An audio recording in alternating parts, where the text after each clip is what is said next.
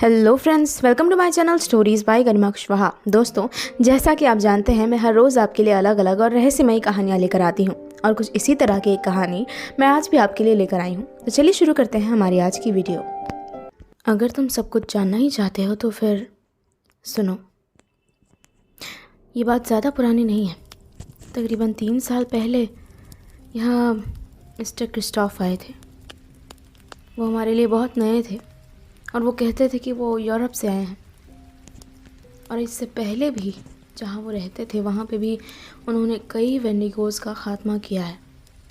वो हम सभी को वेंडिगोज़ के बारे में बताते थे कि वो कैसे दिखते हैं, वो क्या कर सकते हैं और कितने ख़तरनाक हो सकते हैं।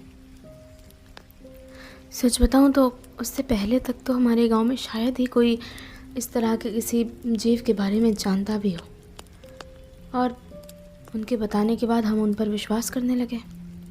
सब कुछ ठीक ठाक ही चल रहा था, पर फिर उनकी फैलाई हुई कहानियाँ इतनी फैल गईं कि गांव के लोगों ने उस शैतान को देखना शुरू कर दिया। मैं ये कहानी तुम्हें मेरे नज़रिए से सुना रही हूँ। पता नहीं तुम्हारा अपना नज़रिया क्या होगा और गांव वाले इसके बारे में क्या सोचते हैं, मुझे उसकी कोई परवाह नहीं है।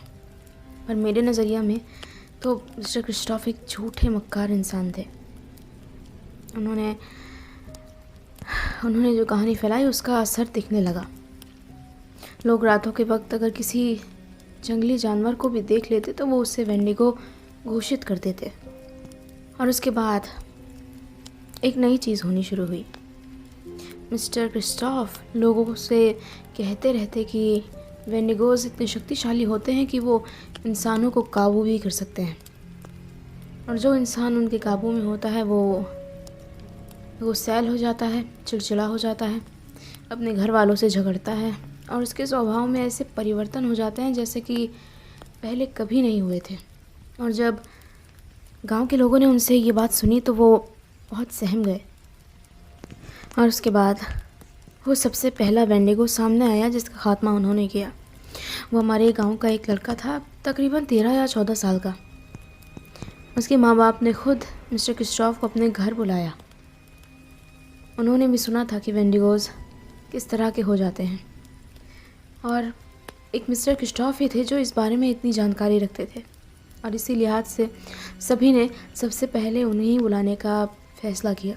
मिस्टर क्रिस्टोफ आने के बाद उस लड़के का निरीक्षण करने लग गए, और थोड़ी ही देर बाद उन्होंने ये कहना शुरू कर दिया कि वो किसी वेंडिगो के चंगुल में है, उसके पोजीशन में है। और उसके बाद उन्होंने घर वालों के सामने जो प्रस्ताव रखा वो बहुत भयानक था और उसे मानना भी बहुत मुश्किल था।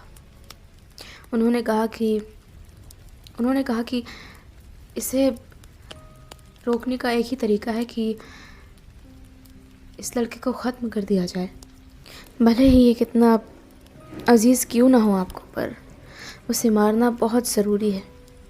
अगर ऐसा नहीं किया तो कुछ ही समय बाद वो भी एक वेंडिगो में बदल जाएगा, और उसके बाद वो इस गांव को तबाह करना शुरू कर देगा। वो उनका अकेला एक लौता लड़का था। वो इस बात के लिए हरगिज़ राज़ी नहीं हो रहे थे, पर आप जानते हैं कभी कभी वो समाज जहां हम रहकर बड़े होते हैं वही हमारा दुश्मन बन जाता है, सबसे बड़ा दुश्मन। वो अपने बेटे को किसी भी कीमत पर मारने के लिए तैयार नहीं थे, पर उनके आस पड़ोसियों ने और गांव के बाकी लोगों ने उन्हें इस बात के लिए भड़काना शुरू कर दिया, उन पर दबाव बनाना शुरू कर दिया कि वो अपने बेटे की कुर्बानी के लिए राज़ी हो जाएं, वरना इस गांव का पूरा हश्र होगा। पर वो फिर भी नहीं माने।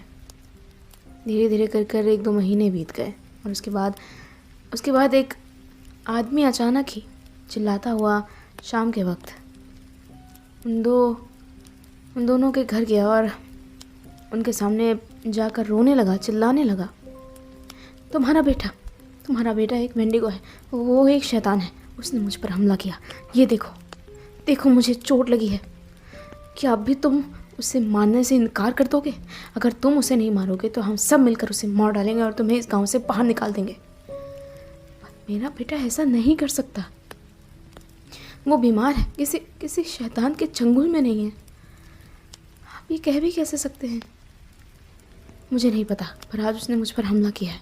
कल को वो इस सारे गांव को ख़त्म कर देगा और शायद तभी आप लोगों को चैन आएगा। हम अपने बेटे को हरगिज़ खोने के लिए राज़ी नहीं हैं। जब वो आखिरकार नहीं माने तो गांव के लोगों ने उनके हाथ पैर बांध दिए और उनकी आंखों के सामने ही उनके बेटे के सीने में खंजर घोंप कर उसे मार दिया। वहीं वो दोनों चाह कर भी कुछ नहीं कर पाए। उनका बेटा उन्हीं की आंखों के सामने कुछ समय तक चिल्लाता रहा, तड़पता रहा, पर वो कुछ नहीं कर पाया उसकी मदद के लिए और आखिरकार उसने दम तोड़ दिया। उस वक्त गांव वालों के चेहरे पर एक मुस्कान खिल गई और उसे देखकर ऐसा लगा कि शायद इस गांव के लोगों के मन में इंसानियत बिल्कुल ख़त्म हो चुकी है। मैं खुद इस बात का ताज्जुब कर रही थी। मैं उसे अच्छे से जानती थी। हम अच्छे दोस्त हुआ करते थे। वो मुझसे उम्र में काफ़ी छोटा था। एक वक्त ऐसा था जब वो हमारे घर एक किराएदार की तरह रहता था, पर कुछ समय बाद उन्होंने अपना खुद का घर बना लिया और फिर वो वहीं रहने लग गए। ये पहला मामला नहीं था। इसके बाद तो जैसे इस गांव में वेंडिगोस का मेला सा लग गया। हर हफ्ते कोई ना कोई मिस्टर क्रिस्टोफ को अपने घर बुलाता, उनसे कहता कि उनके घर में उनके परिवार का कोई सदस्य अजीब हरकतें कर रहा है और उसे जल्द से जल्द इलाज की ज़रूरत है। और बस फिर क्या, मिस्टर क्रिस्टोफ के पास एक ही इलाज होता था, लोगों को मारने का। इसी दौरान हमारे गांव में एक नया क्लिनिक खुला है। एक डॉक्टर शहर से यहाँ आया। सब कहते थे कि वो लंदन से आया है और एक तरह से ये हमारे गांव के लिए बहुत अच्छी बात थी, क्योंकि सालों से हमारे गांव में कोई क्लिनिक या डिस्पेंसरी नहीं थी। अगर किसी को इलाज चाहिए होता था या डॉक्टर की मदद की ज़रूरत होती थी तो रातों रात शहर की तरफ जाना पड़ता था और वो सफ़र काफ़ी लंबा होता था। और अगर समस्या छोटी हो फिर भी आपको 2 गांव के पार एक तीसरे गांव में जाकर डॉक्टर को ढूंढना पड़ता था। पर अब जब से यहाँ ये क्लिनिक खुला था, धीरे धीरे लोगों की मुश्किलें काफ़ी कम हो गई थी। लोग जब भी किसी परेशानी का अनुभव करते थे वो डॉक्टर के पास जाते थे, उन्हें अपनी परेशानी बताते थे और इलाज करवा कर वापस लौट जाते थे। वो डॉक्टर भी अच्छे थे, लोग उनके काम से खुश थे और उनके व्यवहार से भी। कुछ ही समय में इस गांव में उन्होंने अच्छा नाम कमा लिया और उनकी डिस्पेंसरी अच्छी चलने लग गई थी। खैर, उस वक्त तक मैं उन्हें ठीक से नहीं जानती थी, सिर्फ सुना था उनके बारे में। एक तरफ जहां वो नेक इंसान लोगों की ज़िंदगी बचा रहा था, मिस्टर क्रिस्टोफ लोगों की ज़िंदगियां बर्बाद कर रहे थे, उन्हें बेमौत मार रहे थे बिना किसी वजह के।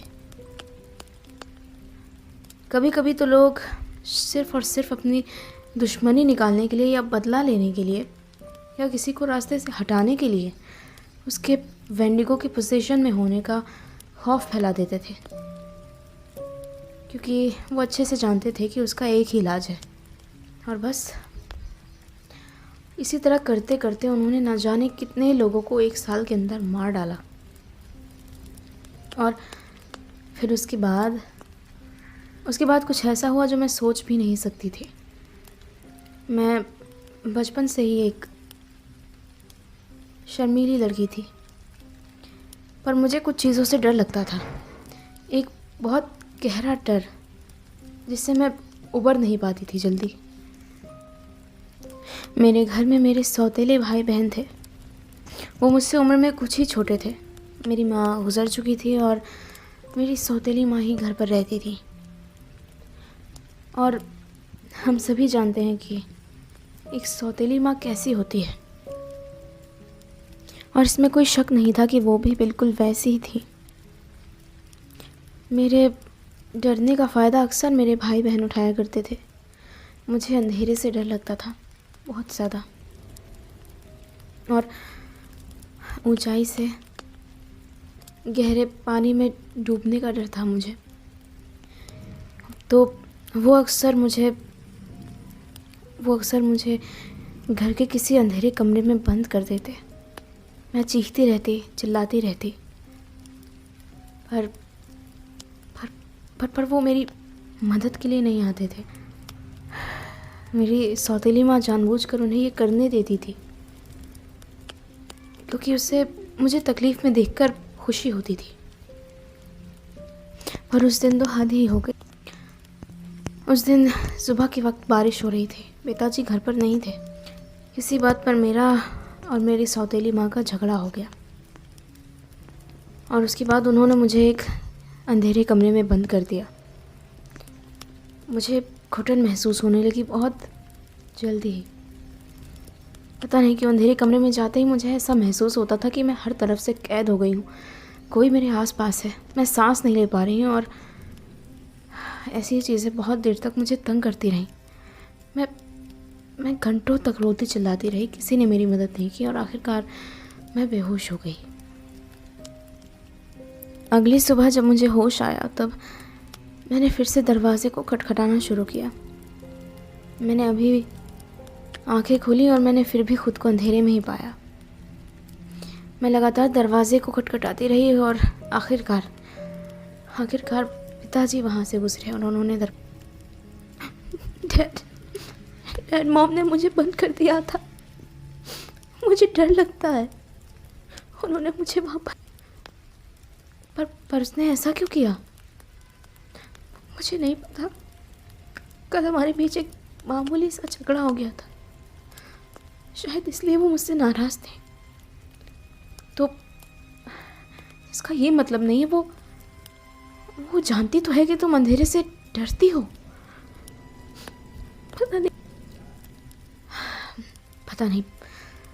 पता नहीं इस औरत को समझ कब आएगी। बेला आ रही हूँ।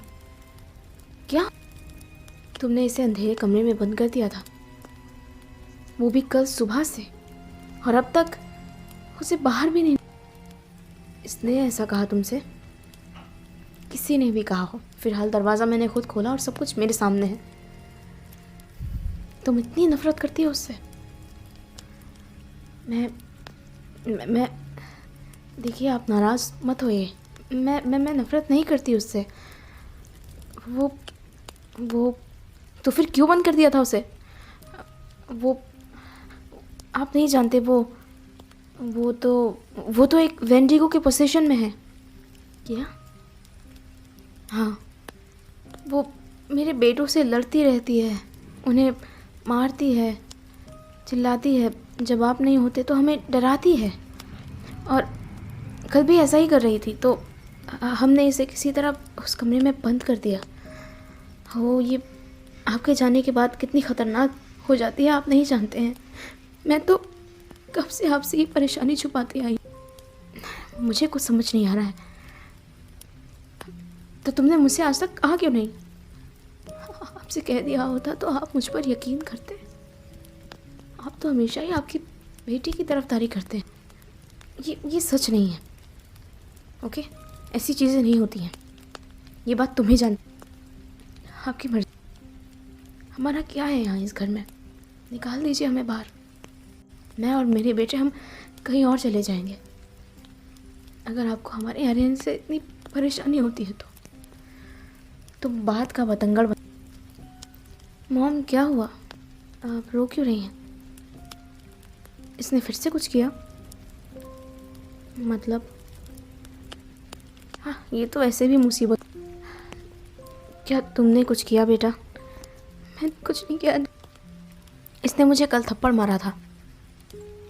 नीना ये सच कह रहा है? तुमने? वो मॉम को बहुत भला बुरा कह रहा था। मैंने इसलिए। तुम लोगों की बातें मुझे समझ ही नहीं आती कि कौन सच कह रहा है, कौन झूठ कह रहा है। आपको विश्वास नहीं होता ना, तो बुला लीजिए मिस्टर क्रिस्टोफ को यहाँ। वो तो सब जानते हैं ना। वो इसे देखकर बता देंगे कि सच में ये एक वेंडिगो बन रही है या नहीं। आपको तो मेरी बातों पर यकीन ही नहीं होता। मैं किसी को नहीं बुला। ठीक है, तो जो करना है और फिर सब कुछ ठीक गुजर रहा था। एक रात पता नहीं मेरी माँ ने मेरे खाने में कुछ मिला दिया या फिर मैं बहुत गहरी नींद सो गई। और अगली सुबह जब उठी तो मैंने खुद को जंगल में पाया और मुझे ये याद भी नहीं था कि मैं वहाँ कैसे पहुँची। मैं अपनी आंखें खोल के अपने आसपास की जगह को देख ही रही थी कि तभी मुझे मेरी माँ की आवाज़ सुनाई पड़ी, मेरे डैड की भी। वो दोनों मेरी तरफ ही आ रहे थे। मैं अभी भी नशे में थी और मैं उनकी आवाज़ को ठीक से समझ नहीं पा रही थी कि वो क्या कह रहे हैं। देखिए, मैंने आपसे कहा था ना, देखिए वो यहाँ आ गई है इस जंगल में। वो सोते सोते यहाँ पहुँच गई। सोचिए, मेरी बात पर अभी भी आपको यकीन नहीं है, पर मैं किसी को मेरे घर नहीं बुलाने वाला। वो मेरी बेटी है। तुम जानती हो कि मिस्टर क्रिस्टोफ के पास एक ही इलाज होता है किसी भी परेशानी का। मैं उसे डॉक्टर के पास ले जाऊंगा। मुझे इन चीज़ों पर बिल्कुल भरोसा नहीं। आखिर आपने दिखा दिया ना कि हम आपके सगे नहीं हैं। देखो, तो बस जो होना था वो हो गया। मुझे घर जाना है और काफ़ी काम करने हैं। आप आपकी बेटी को लेकर।